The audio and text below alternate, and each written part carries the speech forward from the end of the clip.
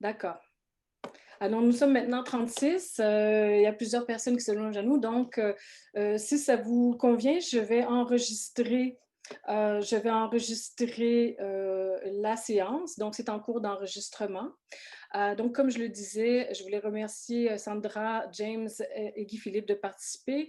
I'm going to be presiding this conference. I took the opportunity to organize this very short conference to discuss the impacts, economic impacts of the presidential election.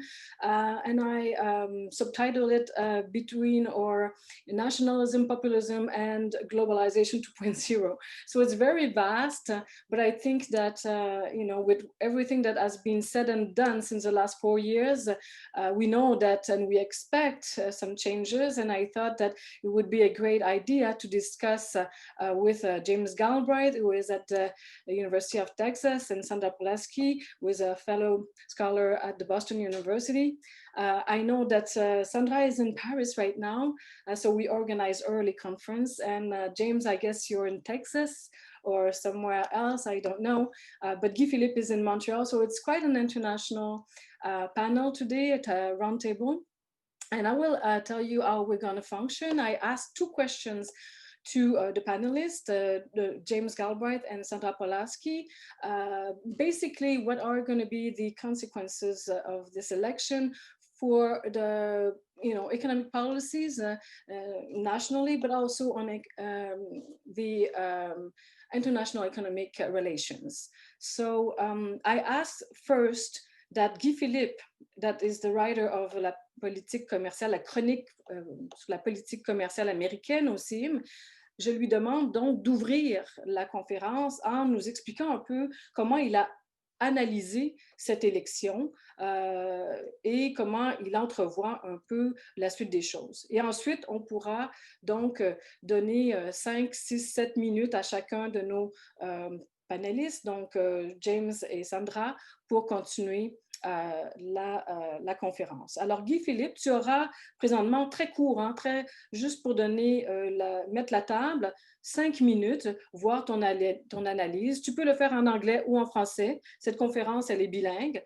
I think everybody is fluent in both languages and can hear each other and understand each other. So, Guy-Philippe, thank you for having accepted to do this with us, and tu as la parole.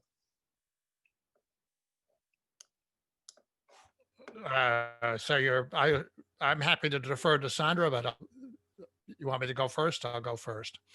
I would just say very, very briefly on the first question, what will be the effect of the election on the economy? That it will be very substantial administrative changes in the government of the United States. It's very clear.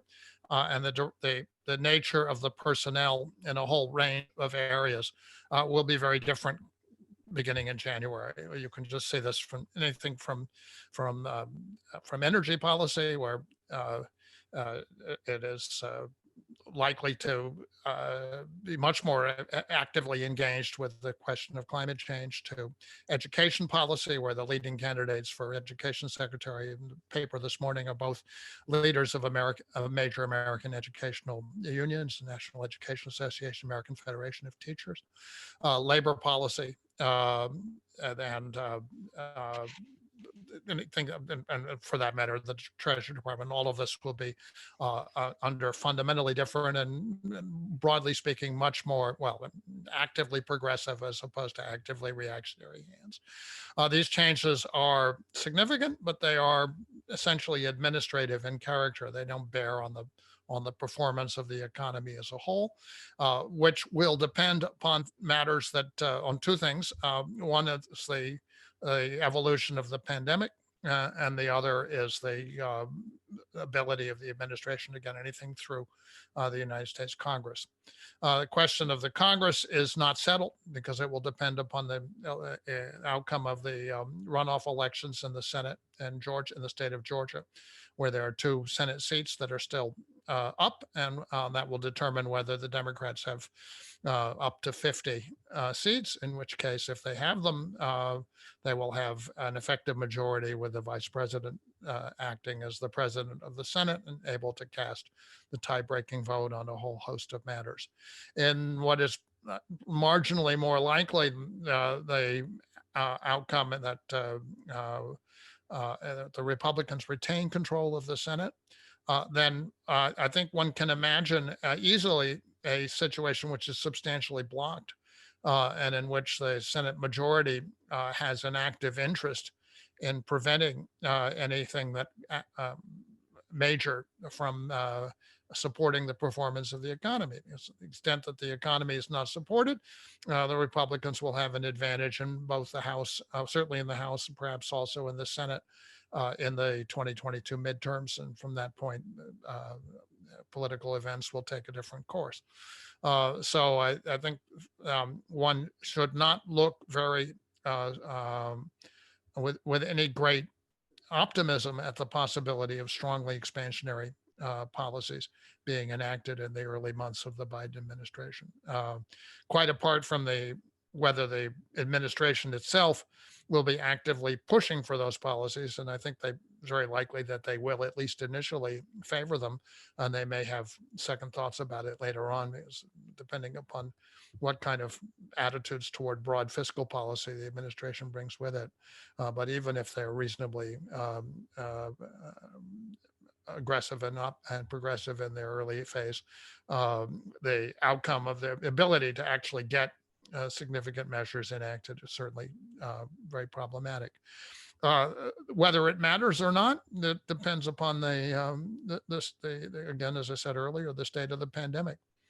We had some reasonably good news yesterday, the day before, about the prospects for a vaccine, but things are not yet settled on that front. The particular vaccine in question has distributional issues, which will now have to be resolved before it can be very widely available. In any event, production distribution would take well into 2021. And until that issue is resolved, one can expect, broadly speaking, that the American public will maintain a very cautious attitude toward drawing down the savings that have developed over the course of the last year, or using the services that provide effectively the millions of jobs that have been lost in the pandemic. If, on the other hand, things move very quickly, then perhaps things will recover somewhat more quickly. Although I'm inclined to think that almost whatever happens, the economy will face significant problems of restructuring in the wake of the pandemic, for three basic reasons. One is that the advanced sectors of the American economy, which depend on global markets, you think about things like aerospace, aircraft production, and so forth, are basically capital goods sectors, and they depend upon the world investment climate, which is obviously the bottom has fallen out in a number of areas.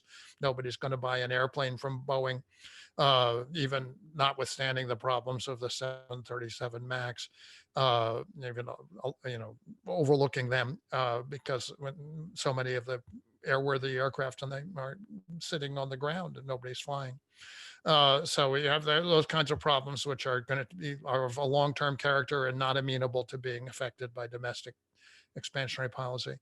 You have the problem that jobs in the American economy are largely services jobs, and many of these activities are simply dispensable.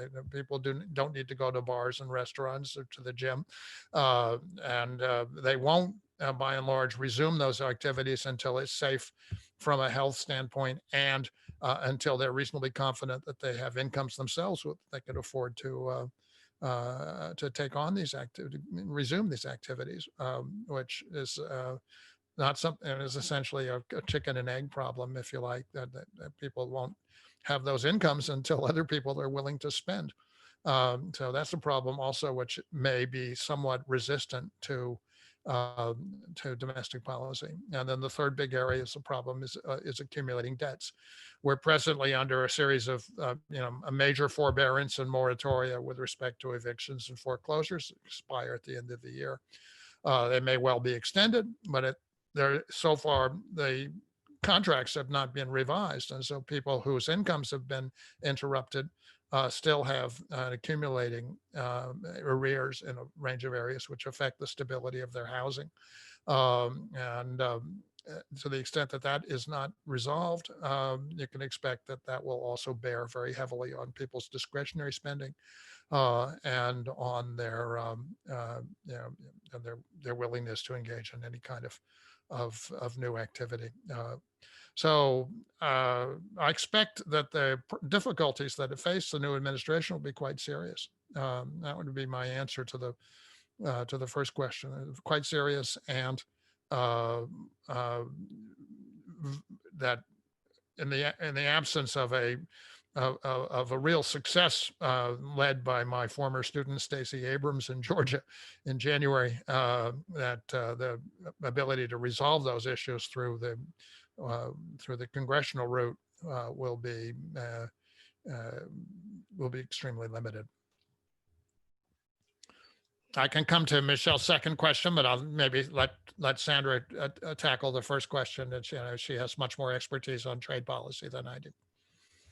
Exactly. Well, thank you so much, James, for this very pessimistic, but I guess very realistic outlook. Mm-hmm. So Sandra, maybe you want to have your 5 minutes on the first question, and then maybe I'll ask Guy-Philippe to make a comment based on his analysis of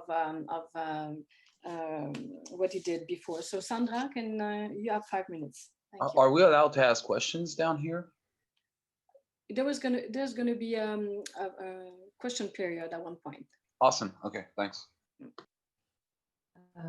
Bonjour à tous. Thank you, Michèle. Well, first, I completely agree with everything that James has already said in terms of what I would characterize as two threshold questions about what can be done with the economy by Biden and his platform and the team he'll bring in.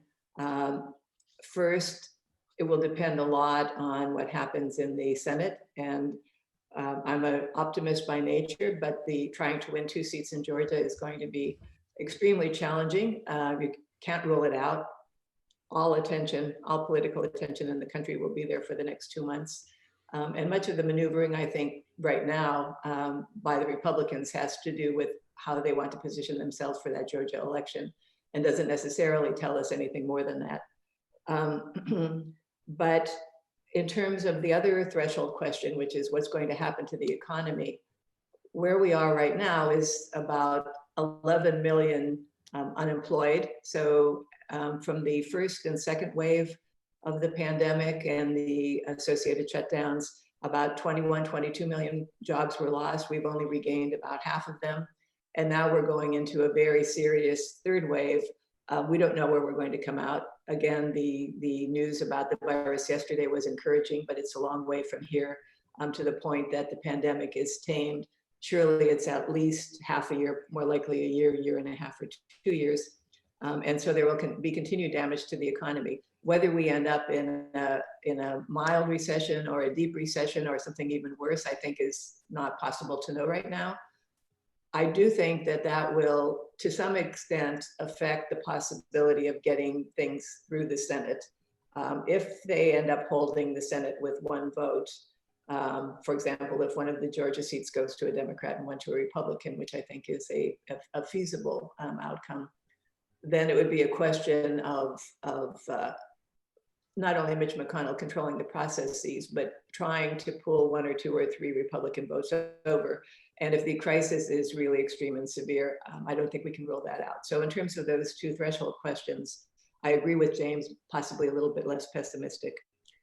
I would just like to outline in just a few quick sketches the Biden domestic economic policy, what he would like to implement if he is able to implement it, because I think it illuminates what he's likely to do on the international economic front and on the trade front. So I expect most people know that he campaigned on a platform of very large investments in infrastructure. This will depend on getting the budget, but enormous investments in traditional infrastructure, hard road, rail, et cetera, but also social infrastructure like schools, broadband. He campaigned on a platform that I don't think he called it industrial policy at any point, but in effect, an industrial policy of research, development, and other support to particular industries to try to build them up, create jobs, and create supply chains in the US. And in particular, an emphasis on autos, clean energy, artificial intelligence. So that was the second major area. And then the third big area of emphasis was to reinvigorate and strengthen the Buy America provisions. So local sourcing, domestic sourcing. All three of those areas obviously are intended to create jobs, and given the deficit of jobs right now, as well as the what I would consider the still fairly sluggish recovery from the previous crisis, the financial crisis, creating those jobs is going to be his highest priority. I outlined that again. You probably know most of those points, but when we get to the discussion of what his trade policy is likely to be, one has to go back by reference to that domestic policy because that's the centerpiece of his economic plan. Let me stop there for now. Merci beaucoup, Sandra. Thank you so much, Andra. So we just adjusted a little bit the agenda of today, and I would call upon Guy-Philippe, maybe Guy-Philippe, if you want to just bounce off some ideas on what have been said, and maybe if you have any questions for Sandra and Jamie, and then I'm going to take a round of questions before we move on to the international aspect of the debate today. So Guy-Philippe, maybe you have like 3-4 minutes. Est-ce que tu peux activer ton micro? Ça, je vais activer. Merci beaucoup, Michèle, pour l'invitation. Mon intérêt personnel, je dirais, est lié avec à la politique commerciale des États-Unis. Puis la question, Michèle faisait référence à la chronique commerciale du CEIM. La question de la chronique commerciale était de savoir si l'élection de M. Biden constitue un retour à la normale en matière de politique commerciale américaine. Alors, on se demandait d'abord qu'est-ce qu'était la normale. Pour résumer très, très rapidement, qu'est-ce qui est la normale depuis une trentaine d'années, hein, c'est que sous les gouvernements démocrates ou républicains, il y a eu une multiplication des accords commerciaux. Alors, une forme d'accord bipartisan depuis 1990 pour encourager la libéralisation des échanges commerciaux. Qu'est-ce que M. Trump a changé suite à son élection? M. Trump a décomplexé le discours protectionniste, qui était un discours qui était davantage démocrate. Il y avait une partie du Parti démocrate qui privilégiait des mesures protectionnistes, et ça depuis des décennies, et une partie des démocrates qui, eux, étaient plus favorables à la libéralisation des échanges et qui étaient ceux qui faisaient le pont avec les républicains qui étaient eux aussi plus favorables à la libéralisation des échanges. M. Trump a mélangé les cartes, brassé les cartes avec un discours protectionniste qui s'adressait, c'est ce que je propose dans la chronique, aux swing states, aux États qui ont été les perdants de la mondialisation, là où les emplois industriels, les emplois manufacturiers sont disparus au cours des 40-50 dernières années. Mais parallèlement à ça, le discours protectionniste que M. Trump a utilisé, il l'a utilisé comme outil de négociation auprès de ses partenaires commerciaux. Alors, il a poursuivi quand même une politique de libéralisation des échanges au cours des dernières années. Il a négocié un accord partiel avec le Japon, un accord partiel avec le Brésil, il y a des négociations en cours avec le Royaume-Uni. Alors, le discours protectionniste de M. Trump n'est pas un discours qui exclut la possibilité de signer de nouveaux accords commerciaux, mais un discours d'utilisation de la puissance américaine pour arriver à des accords commerciaux qui sont plus favorables aux intérêts américains. Maintenant, on appelle ça encore des accords commerciaux, mais la manière de négocier de M. Trump fait en sorte qu'on pourrait dire davantage que ce sont des traités de paix commerciale, hein, comme c'est l'expression de Christian de Bloch que j'ai trouvé très appropriée. Mais on a vu au cours des derniers mois que les mesures protectionnistes de M. Trump, utilisées dans le cadre de ces négociations, ont montré des limites. Des limites dans la création d'emplois manufacturiers, dans la création réelle. Les emplois manufacturiers, les emplois industriels qui étaient promis ne se sont pas matérialisés dans les régions qui étaient visées. On a vu aussi que les rapports de force en matière commerciale ne sont pas si clairement définis. Ce n'est pas parce que les États-Unis ont la puissance économique que les mesures protectionnistes n'auront pas des effets très négatifs sur leur économie. Donc, c'est la complexité des mécanismes de distribution des sanctions économiques, puis la multiplicité de leurs effets, vu l'interdépendance des partenaires commerciaux, fait en sorte que le discours protectionniste, les mesures protectionnistes ne donnent pas les résultats escomptés. Et on a vu, à mon avis, une interprétation qu'on peut faire du résultat électoral de la semaine dernière, c'est que les électeurs que M. Trump avait convaincus en 2016 avec son discours anti-mondialisation ont été déçus des résultats des 4 dernières années. Et donc, se sont tournés vers M. Biden, qui, lui, a adopté, et je pense que c'est un des impacts majeurs de la présidence de M. Trump, a adopté un discours de nationalisme économique aussi. Un discours probablement plus nationaliste que ses prédécesseurs démocrates. Alors, en proposant un programme, comme Mme Polaski l'a souligné, un programme massif de dépenses en infrastructure qui pourrait profiter au secteur manufacturier, au secteur industriel américain. Alors, quels sont rapidement les effets, à mon avis, de l'élection de M. Biden? Ben, il y a des effets de discours, je pense qu'on le voit déjà. Il y a la relance de la coopération internationale. Hein, déjà, M. Biden a contacté ses homologues. Bon, ce n'est pas encore ses homologues, il n'est pas encore président, mais ses partenaires commerciaux, ses partenaires politiques. Déjà, il y a des plans de rencontres internationales. Donc, il y a tout un climat politique qui s'installe de coopération internationale qui est plus classique. Alors, en ce sens-là, il pourrait y avoir un retour à la normale du point de vue du discours. Un genre de repositionnement des États-Unis comme leader mondial de la coopération internationale. Maintenant, pour ce qui est des mesures concrètes, je pense que nos deux panélistes l'ont bien souligné, les priorités politiques, les priorités économiques vont être intérieures. Le programme Buy American de M.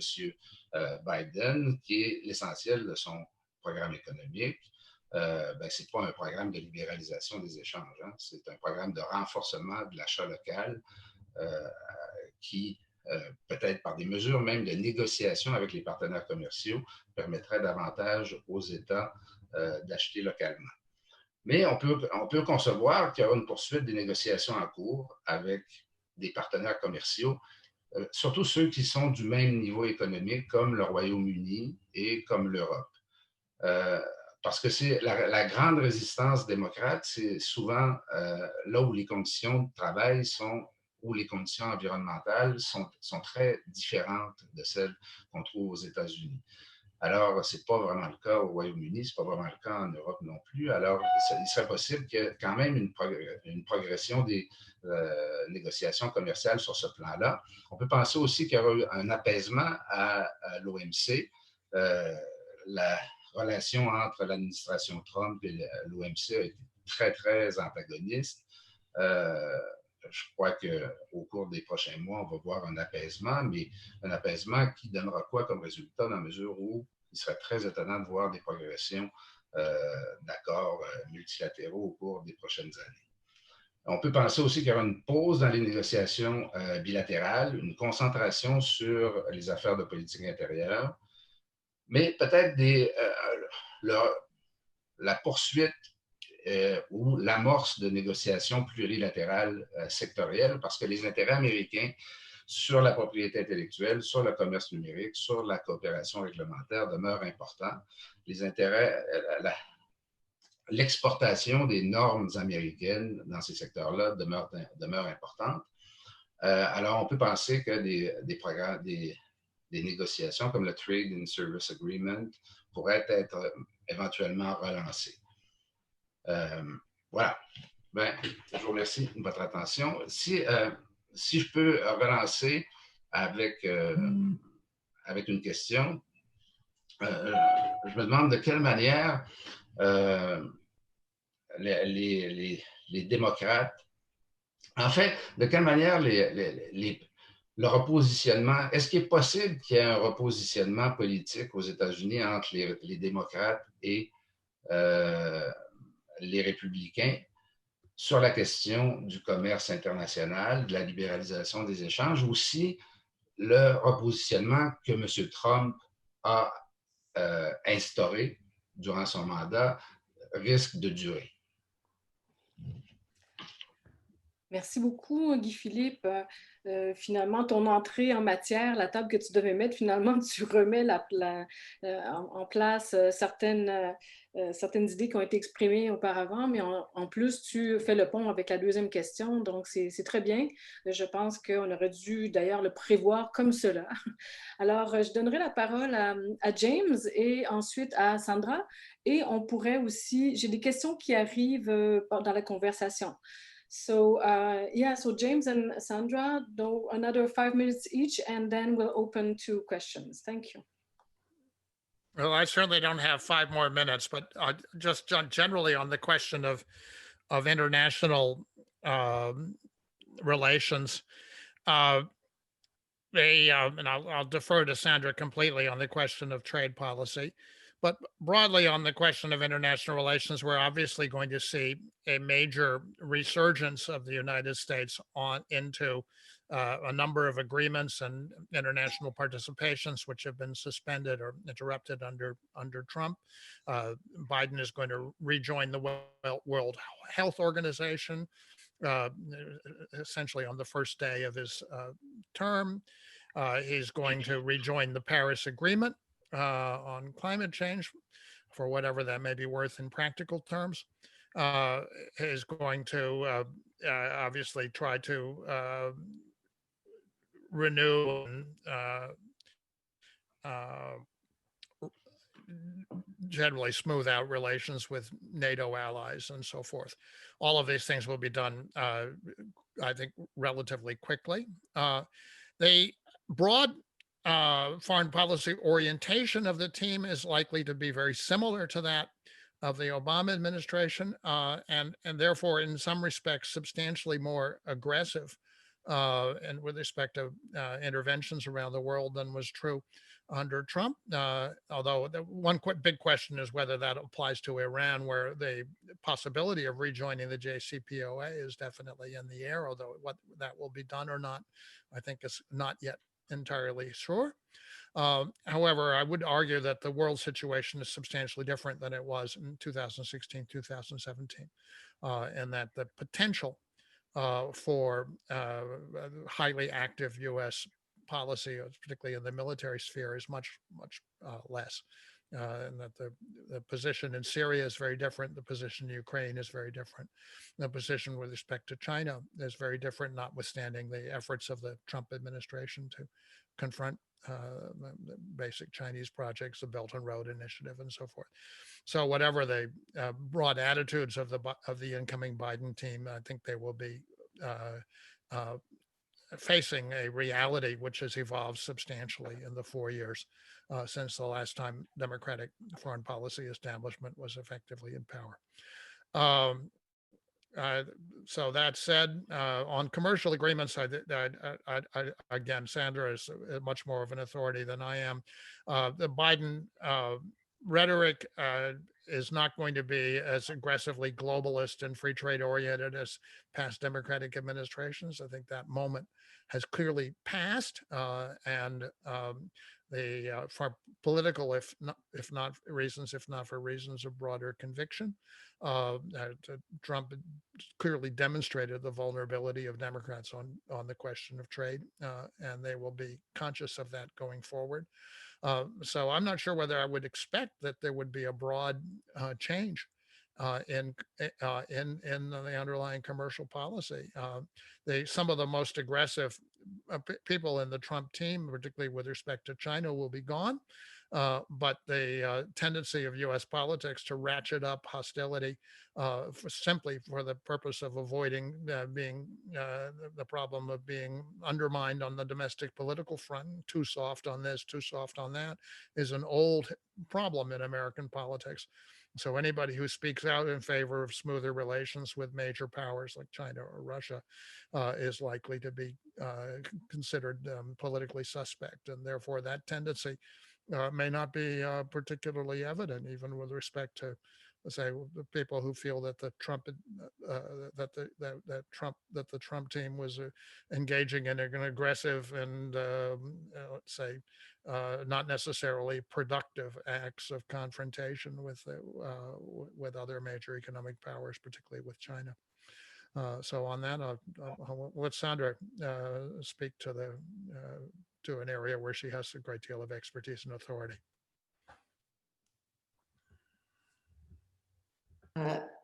Well, in terms of trade, Biden has said that he's not going to negotiate any new trade agreements until he has seen the economy recover, until he has helped the economy to recover from the economic crisis. That's a big statement, but I'm inclined to think that it's accurate, that it reflects his intentions for a couple of reasons.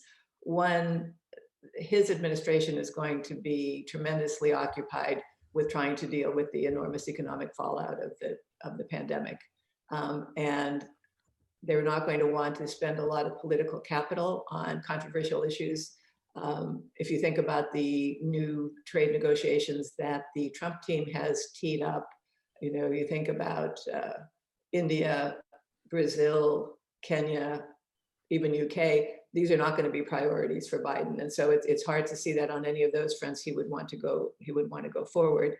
And I think as James indicated, the 2016 election itself and the difficulty for the Democrats to prevail at the presidential level in this recent election shows that they understand that the very corporate-oriented trade policy that had been pursued by many administrations, both Republican and Democrat, over 30 years, including the Obama administration, had opened the Democrats to an enormous electoral liability. And so there is no longer that same consensus that more trade is always good in the Democratic Party. That's not to say that there aren't still strong advocates for it. And there have always been strong critics. I've often been in that camp, but I think that the center of gravity in the party now is not as enthusiastic about negotiating free trade agreements. Let me put it that way, because I want to distinguish between trade agreements, negotiating trade agreements, enforcing trade agreements from trade itself. Trade is good. I don't think any of us think that specialization and exchange is a bad thing for humans to do. It's a question of the kinds of trade agreements that have been negotiated. And as I say, the Democrats realize now that the path that they were on was very damaging to them in terms of their political standing and their ability to hold office. So I don't expect to see new trade negotiations in the foreseeable future, the first year to maybe the entire first term of a Biden. However, I think that there will have to be a significant engagement to renegotiate or modify some trade agreements if Biden is to carry out the domestic policy that he has pledged himself to, and which I think actually reflects his own personal worldview of what's necessary.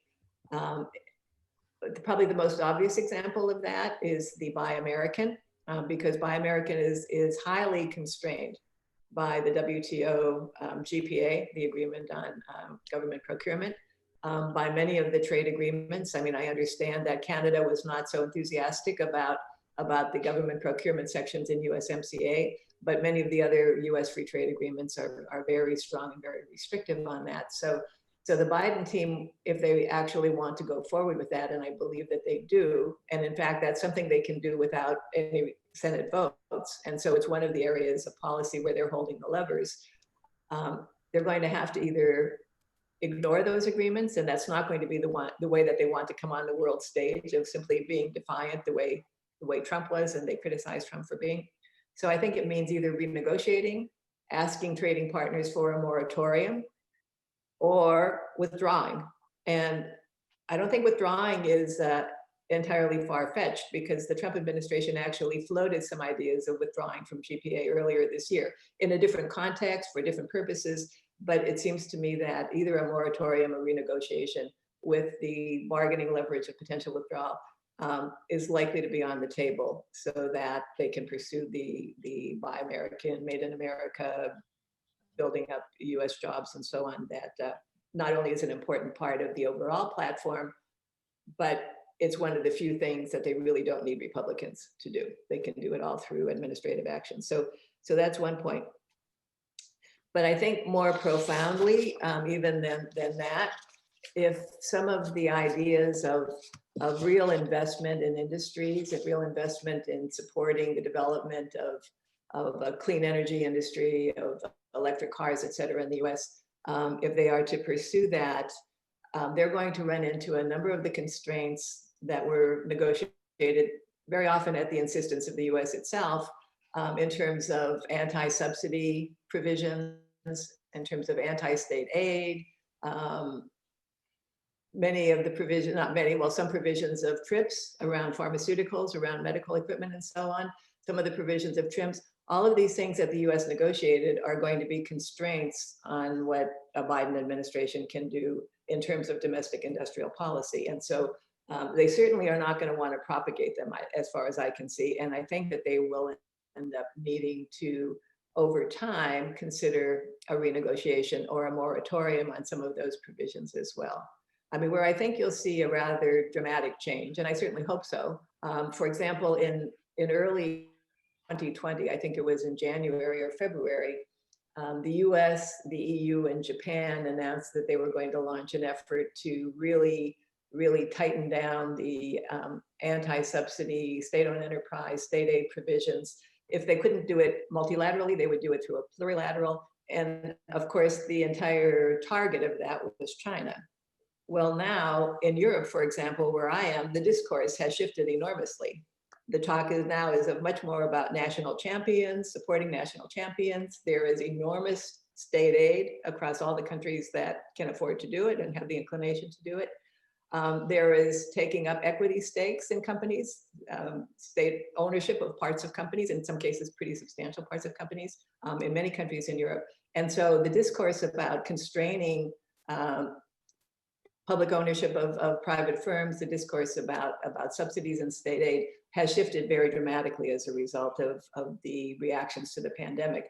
And so I think these are going to be the kinds of issues that the Biden administration will have to step up and talk about, either renegotiating, suspending through a moratorium if we can get an agreement, or even threatening to walk away if they want to carry out their domestic policy. So I think that the pandemic has really made a very substantial shift in terms of what the universe looks like for what one would try to do in trade policy if you're a Biden administration. That's a very interesting point, and I'd have to say, good luck with trying to compete with the Chinese on the question of, state-owned or state-sponsored industrial enterprises. That it is not, it's perhaps not the safest bet that any country ever made. The other point I'd just make quickly, and is that I think Sandra pointed out correctly that the major emphasis in the platform has been on infrastructure and on industrial development, but this is not where the jobs in the American economy are. And practically every job that was created in the last 15 or 20 years or even longer has been in the services sector.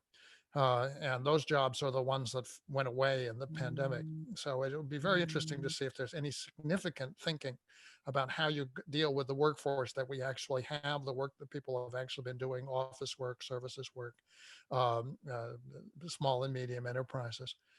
in order to bring people back into the labor force and give them a source of income. As it's not, you're not going to create millions of jobs for former office workers or former restaurant bar employees or coffee shop people pouring concrete, hauling rebar, or in industrial activity. It's simply not how industrial activity is actually carried out in the modern economy. So there's a kind of a disconnect between a kind of a sort of old thinking about what it takes to support the economy and what actually the pandemic has done to the livelihood of Americans. Merci, merci pour ces réponses. Donc, je vais prendre quelques questions. D'ailleurs, les questions qui circulaient dans la conversation ont d'ailleurs été pas mal répondues dans les réponses, les interventions qui ont été faites. I was just thinking, just listening, that the both questions, you know, like the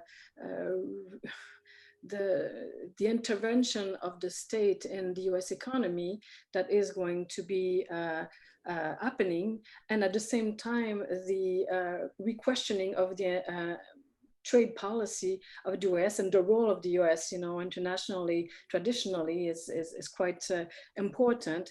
I think they're really linked, and it made me think of this intervention, the conference that we had last Friday with Pascal Lamy, who was saying that, and we were discussing this, you know, he was stating that actually the rearticulation of the national economic space and the international sphere is at the core of what is going to happen within the pandemics, and also within the deep reasons why Trump was elected. And I guess that's what I hear is at the nexus of what you know, you've been saying. I would like to hear you about that. Do you think that a time of we're talking sometimes about this big reset internationally? Do you think that we should discuss these points where, you know, national intervention has to be made acceptable or legitimized internationally? Do you think we are able to have this conversation, and where does it lead with, as James, you said, there is on the one side China, and then there is on the other side the Europeans, and then there is the United States. Do you think that we can have like this harmonized language on this issue? This is a question for the three of you, Guy-Philippe, Sandra, and James, and also I will take a round of questions afterwards. Let me jump there. Before the pandemic, I would have said that although it would make sense for the US to not pursue this heavy deregulatory agenda through trade agreements, that's what I would call many of the things that the US has negotiated, is forcing other countries to either deregulate or to constrain the regulatory space. Before the pandemic, I could not imagine a Democratic Party that I know, certainly not the Republican Party, stepping back from that. After the pandemic, I absolutely think it's going to be on the agenda, because the small government philosophy, get government out of the way, let the private sector do it, has, you know, it has crashed and burned. I mean, the solutions have been massive monetary intervention, massive fiscal intervention, massive physical activity organized by government, which could not be supplied by the private sector. So I think this has changed the mood. If there is a relatively rapid recovery from the economic crisis caused by the pandemic, maybe that moment will pass before real changes become consolidated. I don't think there is going to be such a rapid recovery. I'm seeing a 2, 3, 4 years of real economic pain in the United States and many other countries. And so I think this question of at a minimum, rolling back some of the rules that are constrained, that would constrain reasonable government behavior to intervene more in the economy, is going to be staring the Biden administration right in the face. I would add to that with the developments even before the pandemic, it's really hard to see why any government dealing with in the international negotiations would would exceed to further restrictions on their ability to intervene. I mean, certainly in the case of China, it's hard to see why the Chinese would pay the slightest attention to anything other than what their national interests appeared to be and in the arrangement of their domestic economy. Not that they paid a great deal of attention even before, but and then they look at the Russians or any government that's been subject to major sanctions, the leverage to then say, well, we're all going to go play in a nice deregulated sandlot does not seem to me to comport with the change in environment that occurred even before the pandemic. But the pandemic certainly reinforces it. One has to take care of one's own situation first and foremost. So fully agreeing with Sandra on that point. Guy-Philippe? Oui. Eh bien, je suis tout à fait d'accord. Je crois que la pandémie a un effet important pour recentrer les pouvoirs, l'action sur les gouvernements locaux. Alors, on était, je dirais, depuis plusieurs années, sinon plusieurs décennies, dans une logique de toujours moins de local pour plus de mondial. Ben, la pandémie nous montre que l'importance des gouvernements locaux, la scène internationale a été vraiment désorganisée par la pandémie et la réponse est venue des gouvernements locaux. Alors, je crois que cette réalité-là va laisser des traces au cours des prochaines années. Et je suis tout à fait d'accord avec vous qu'une des premières mesures du gouvernement Biden en matière de commerce international risque d'être d'amorcer une négociation pour faire en sorte que les gouvernements locaux soient moins contraints par les ententes internationales pour acheter localement. Et ça va avoir un impact important au Canada. S'il y a un renforcement de l'achat local aux États-Unis, de quelle manière le Canada va réussir à s'intégrer ou non à une politique de cette nature-là, ça va avoir un impact très, très important sur l'économie canadienne.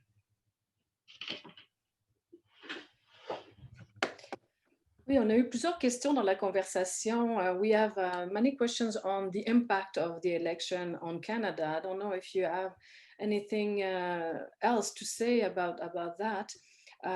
Well, Sandra, you talked about maybe like a sort of a renegotiation of the trade agreement linking Canada and US and Mexico. Do you see that happening quickly or later?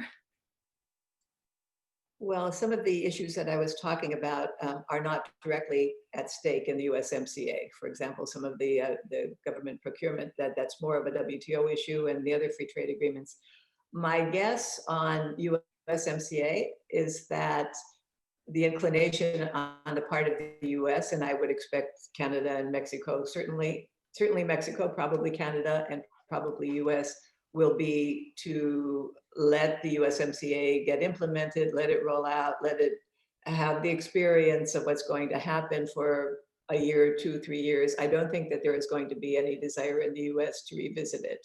There was an odd bipartisan consensus in the US once the Democrats in the House of Representatives went back and renegotiated parts of it. Now there is a bit of an bipartisan ownership of USMCA. It's pretty superficial, but I think it will hold for the time being. Where I would expect to see some pressure is the USTR will feel pressure to take some cases on labor and the environment under the USMCA if cases arise, and chances are they will in Mexico in any case. And so I think that they'll feel some pressure on particular issues like that, but I don't really see a revisiting of USMCA in the very near future, because as I say, there is this sort of bipartisan ownership of it in the US. Mm-hmm. Merci. So I don't know if anybody wants to ask question. I don't see any hands asking for. Oh, sorry, it's because people have been writing the questions directly in the chat. Yeah, so do you have a short question? Well, I had one Yeah. short, I don't know. So basically, I had a question about like the capacity or not from the U.S. to maintain its hegemony, whether it's economical or even military, despite its growing debt in general. That's really acts toward China, the deaths due to COVID, and Biden's vision of the economy and of protectionism that you guys have just explained to us. Okay, merci. Thank you so much for that question. I would add one question to the three of you. If you had to do something differently than Joe Biden would do, what would you suggest? What would you advise Joe Biden to do differently that he's doing right now, like in terms of your analysis? So we can take another round, a short round of answers from James, Sandra, and Guy-Philippe. Thank you. Well, the question of U.S. hegemony, because hegemony is a very broad term. It seems clear to me that in many respects, the U.S. position is substantially weaker than it was 5-10 years ago. Whether that is understood in U.S. policy circles clearly in a realistic way is not so clear. But as I said earlier, it's obvious that the situation in Syria is now basically at the end of a long development. I think it's pretty clear that what was a potentially explosive situation in Ukraine is no longer terribly explosive. And things could go worse, but the situation has been in deadlock at best for quite a few years.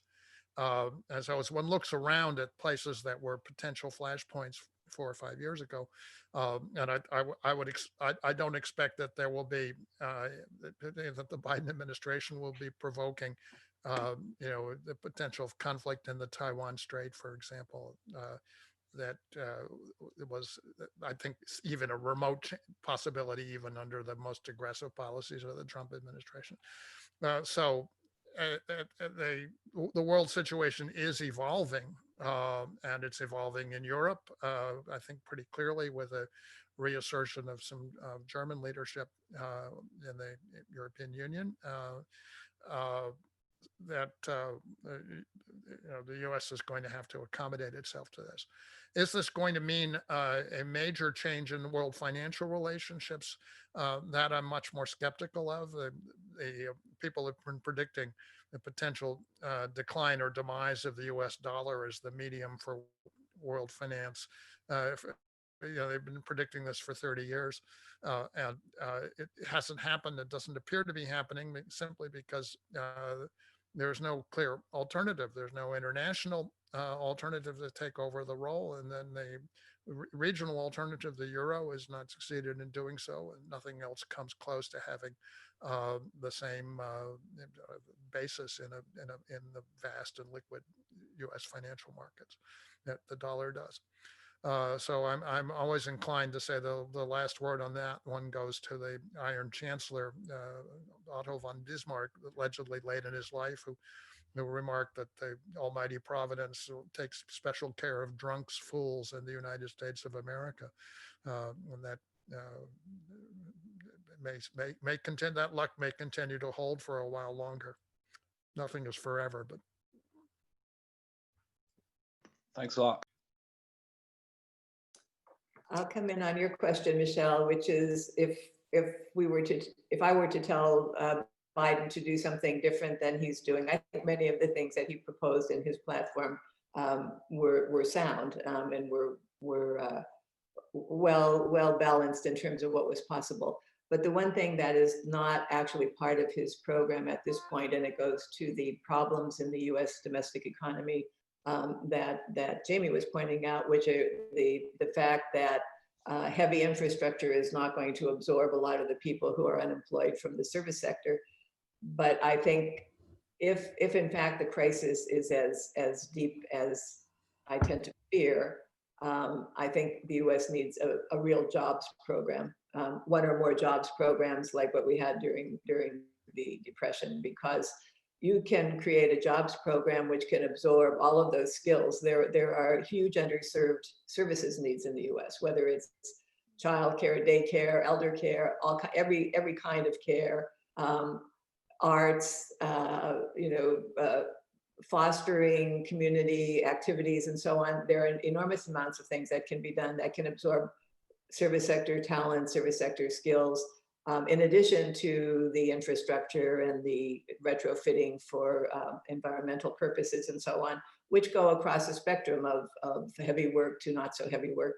So I think a conscious jobs program is the one thing that is not explicitly in his program, although a lot of the Biden program involves creating jobs, but creating a job program per se, where you're guaranteeing, particularly in the most affected communities, most affected by the pandemic, because the impact has been extremely uneven, that I think that's where he should go. And if things get bad enough, I think that's probably where one of the few things that he will be able to do. It's also a question of being able to perhaps reprogram some funds that are there to be able to launch such a program, even if he can't get $1 trillion or even $500 billion through the Senate. Let me just add to that this is a moment to think in terms not just of a program, but of a job guarantee, which is essentially an elastic system in which you can come in and get employment in a public or nonprofit entity that's funded by the public sector on demand, and this would greatly relieve the problem. But I would add to that one other thing, which is that a vast number of the services enterprises in the United States are at this point hanging on by threads. They're open many of them have closed, of course, and you can see this boarded up all over the country, boarded up small businesses. But the ones that are open are not working at anything like the utilization rates that are required to turn a profit. So they're operating basically on their reserves, on their capital, and they won't continue forever. It's a very fragile situation, and so if I were advising them, I would say you got to look at that and think in terms of how you set up a cost sharing or a cooperative arrangement. And something like this has been done, I think, in Germany, where you can get services, small businesses, services establishments generally, keep them functioning for whatever it takes, 6 months, a year, 18 months, that things can begin to return to something like a normal process. I mean, it obviously interrupts market adjustment, but in the current situation, the last thing you want is for there to be a kind of a spreading blight in which shops close down and restaurants, bars, coffee houses, gyms close down, and as a result, the neighborhood loses its attractiveness, and the viable enterprises also close down. You can easily see this spreading out across the country, and I would pay attention to it immediately. So, in addition to jobs, you've got to do something to keep businesses going. Merci, James. Guy-Philippe, est-ce que tu veux ajouter quelque chose en termes de réponse ou bien? Oui. Je dirais, de mon point de vue, un des problèmes importants des États-Unis, un des problèmes économiques importants des États-Unis, c'est la répartition régionale de la création de la richesse. Il y a d'énormes inégalités entre les différentes régions américaines, surtout du point de vue des changements, des bénéfices des changements technologiques. Les entreprises qui bénéficient et les personnes, les individus qui bénéficient des changements technologiques, de l'ouverture, de la libération des échanges, de la mondialisation, sont localisés vraiment dans à peine quelques petites régions américaines et sont énormément bénéficiaires du contexte économique, de la situation économique, des changements technologiques, alors que la plupart des autres régions aux États-Unis n'en bénéficient à peu près pas. Alors, si, je ne sais pas, je n'ai pas de solution magique, mais si M. Biden pouvait trouver un moyen, si l'équipe économique pouvait trouver un moyen d'assurer une meilleure répartition régionale à travers les États-Unis de la création de la richesse, c'est un grand programme, j'en conviens, mais sans doute, d'abord, ça permettrait de mieux répartir la richesse, de faire en sorte que les changements économiques bénéficient davantage à l'ensemble de la population américaine. puis, ça ferait, politiquement, ben, ça pourrait changer le paysage pour surtout les régions qui sont laissées pour compte depuis des décennies par les gouvernements américains. Vaste projet, effectivement. Mais donc, écoutez, je vous remercie beaucoup tout le monde. Il est déjà presque midi. Il faut qu'on fasse ça plus souvent. C'était fort intéressant. It's very interesting. And I just mentioned that we should do that more often. Invite you guys from the United States and have more, sustained conversations, dialogue, throughout the year. J'ai un étudiant dans mon cours. Vous savez, on a été quand même une bonne soixantaine aujourd'hui. Merci à tous les participants aussi. Mathieu avait une question sur le rôle de l'État. Alors, Mathieu, tu as la parole. Hi, everyone. Thank you for your interesting answers. It was really helping us to have more issues, to discuss about more issues we can think about the United States. I just want to ask if we have seen that in large part of the United States, in the suburbs, a lot of voters traditionally voting for the Republican Party going to Joe Biden, especially women. Does that mean that they agree to the Democratic platform with more place for the state and regulation? I've seen, for example, the widow of Senator McCain, C.D. McCain, saying that supporting Joe Biden, saying they need to have more bipartisanship, for example, for healthcare. So, is there kind of a new revolution, like after 3 decades of conservative revolution? I'll take a yeah. Sandra, go ahead. Okay. No, it was Michèle, but yeah, Sandra, you can go ahead and then. I know Mathieu raises a very interesting point about what were those people thinking in the suburbs when they were shifting. And I think there are a few things that we know from not only polls around the elections, but surveys in between. In 2018, when suburban counties that had voted for Trump in the presidential election 16 swung over and voted for Democratic legislators in the House of Representatives, we know that one of the biggest issues on people's mind was healthcare. And it had to do with the sustained attack by Trump and the Republicans on Obamacare, but in general, being completely insensitive to the struggles people were having with healthcare.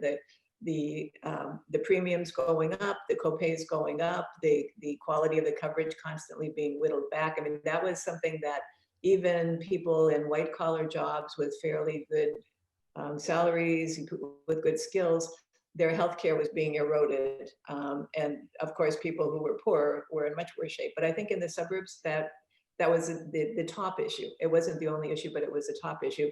Trump's personality, character, his coarseness, I think, drove away particularly women in the suburbs. So there was a cultural or psychological factor, but the healthcare was very big in 2018. This time, it was clearly the pandemic that people were reacting to in terms of the default by the government to deal competently, by the federal government competently with the pandemic. Left people in the situation in their own households having to make extremely difficult sacrifices, difficult choices about what to do with their kids, and would both parents continue to work, could they continue to work, et cetera, when the kids weren't in school, getting laid off. And I think that, so this time I would say it was the pandemic. Now, it's not an accident that also was a health crisis, because now we have probably an additional 15 million people without healthcare because they lost their jobs where they were getting their health care, in addition to the 20 million who already didn't have it. So these are compounding, and they go to some of the peculiar dysfunctions of the US economic and social system, with healthcare probably being the most dramatic example. And I think that shift in the suburbs can be largely traced to that. Again, there is the cultural factor of the obnoxiousness of Trump, but I think that those economic issues, so-called kitchen table but not kitchen table, will there be enough food to eat, but kitchen table, will we be able to maintain a middle-class standard of living, I think, was reverberating throughout large portions of the country. Avant de répondre, je dois dire un grand salut à mon compagnon Pascal Petit que je vois maintenant. Salut Pascal. Hein? But let me say a few words. I think Sandra is exactly right that amongst the issues, there are really not very many issues that the American public focuses on in political campaigns, but healthcare is certainly an important one. The Democratic Party here has a big problem, which is that there are solutions to the healthcare crisis that they don't want to take. They could go for Medicare for all. They could expand Medicaid in a much more profound way than they've done already. And these things they don't want to do because they're also on the take from the insurance companies. And so they're constantly discouraging their candidates from taking positions which are highly popular with the public and would be reasonably successful. There are other reasons. I mean, there are problems with the transition to a single payer system, but this is a dilemma that the Democratic Party faces repeatedly. They like to run on healthcare, but they don't like to reform it to the extent that it really could and should be reformed. Beyond that, I want to offer a slightly more, and particularly with respect to this election, dark and cynical view, if I may do so. It turns out that there was just one group, demographic and gender category, that actually switched significantly from Trump to Biden, from Trump in 2016, away from Trump in 2020. He gained ground with women. He gained ground with the African-American community. He gained ground in the Hispanic community.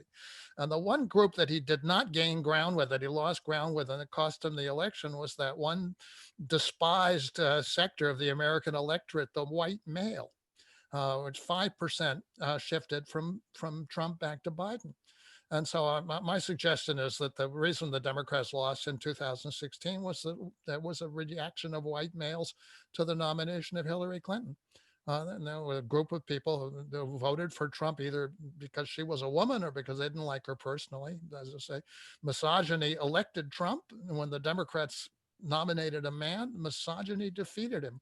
This is my sort of basic view of the matter. And I think it probably comports with the evidence.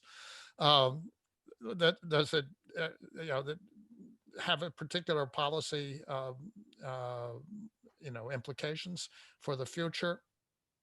Probably not. But I think the basic long-term demography of the country is now moving pretty strongly in the Democrats' favor. And the reason for that is that although they may continue to lose some ground in the upper Midwest that they reclaimed narrowly in this election, their growth of the urban professional classes, which are strongly Democratic, and of major minority groups, particularly Hispanic Latino voters in the South and Southwest, is together turning those states gradually toward the Democrats. Nevada flipped some years ago. Arizona now has flipped narrowly to the Democrats, and that's likely to deepen over time. Georgia, spectacularly, and I mentioned the effects of voter registration efforts in the African-American community, added 800,000 new voters in Georgia in the last 2 years.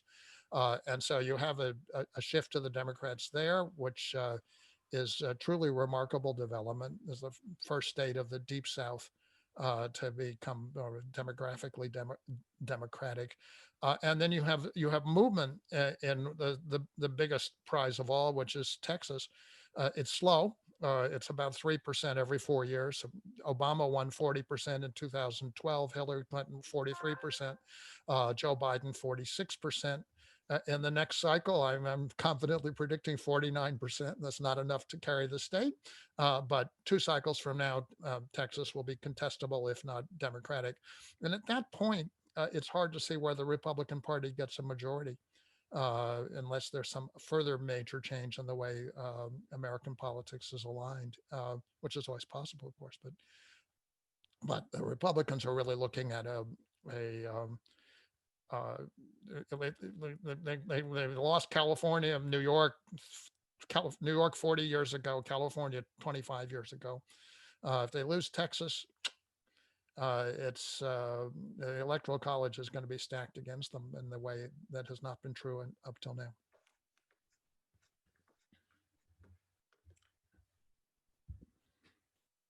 Alors, bonjour Pascal Petit, bonjour Daniel Drèche. Alors, je vois qu'il y a beaucoup de participants, ils ont été un peu silencieux, par contre, il n'y a pas de questions. Peut-être quelques réactions de votre part, messieurs, avant de... Pascal? Micro, Pascal, micro. Non, non.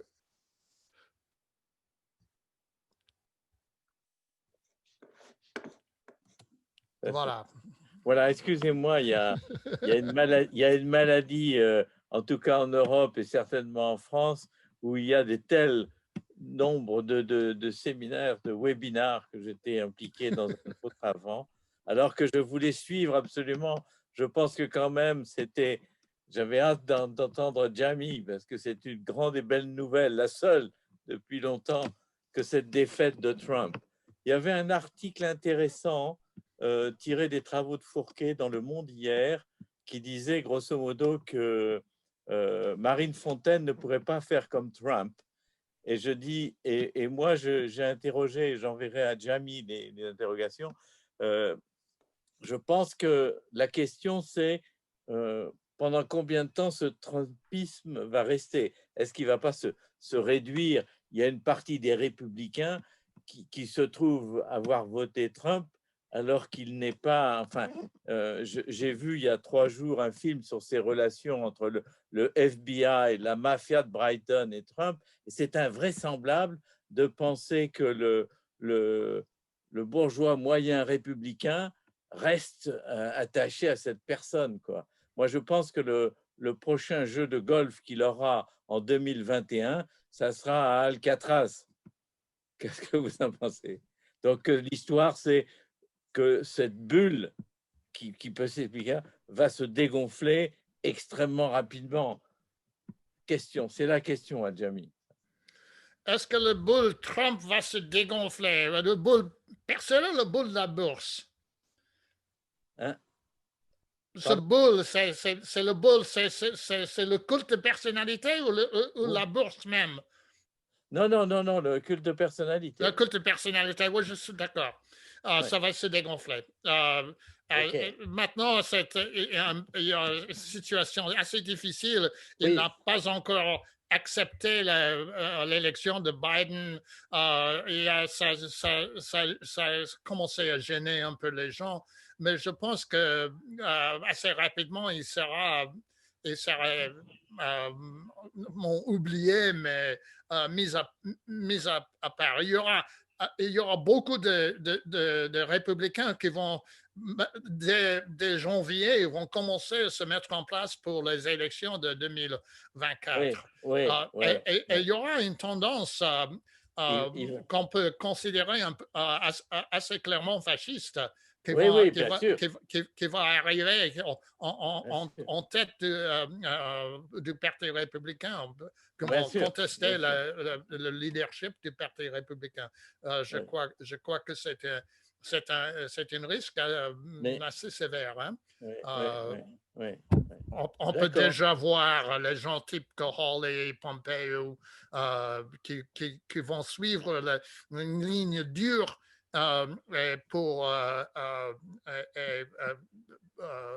pour se mettre en place. Hein? Peut-être avec tout ça, parce qu'effectivement, ce que Trump a fait, il a détruit en fait toute tendance modérée dans le Parti républicain. Exact. Enfin, So the question I would have for the panelists is that populism has made such an inroad into American political culture, and it has grown more pronounced since Goldwater ran for president. So the question, I guess, I would like the panelists to perhaps share their thoughts is what is the future of American populism inside the Republican Party?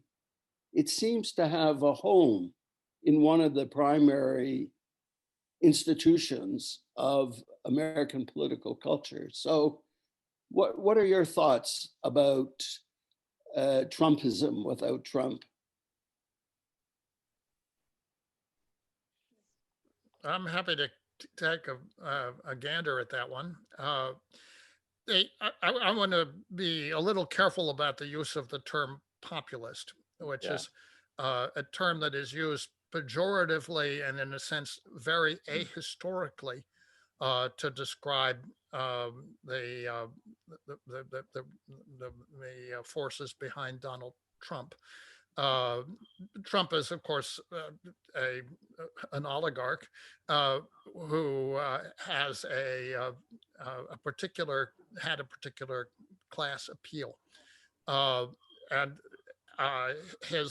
what he took advantage of was the fact that the Democratic Party has evolved over 40 or 50 years from being a coalition that was strongly rooted in the trade union movement to being essentially a party which is a two-headed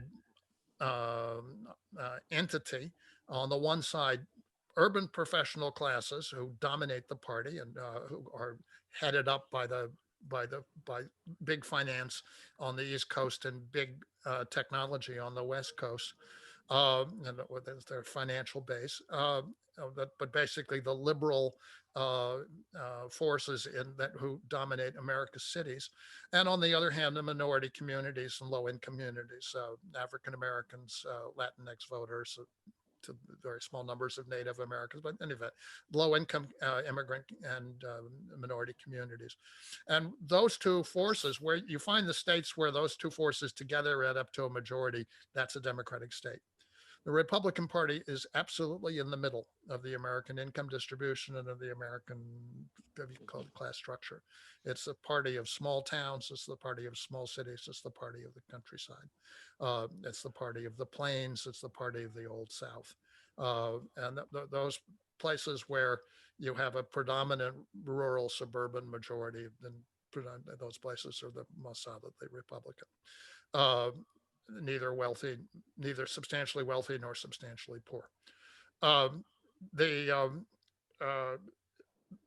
Trump managed to add to that base. To get elected, he managed to add to this very small element of in the upper Midwest. He took 3 states: Michigan, Wisconsin, and Pennsylvania. And then he lost them again.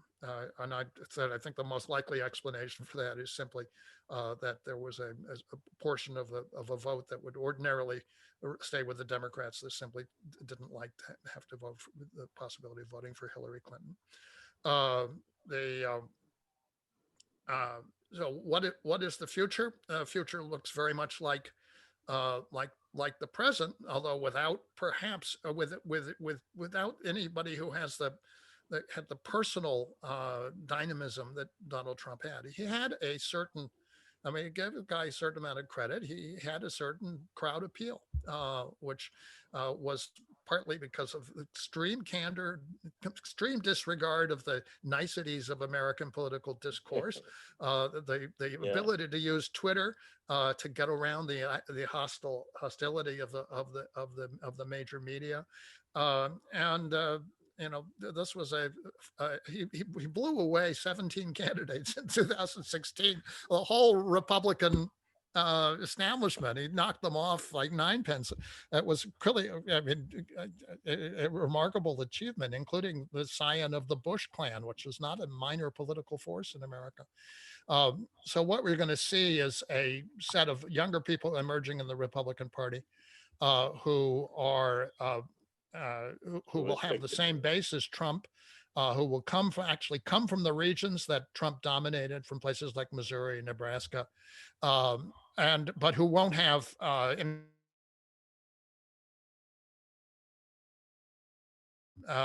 anything like his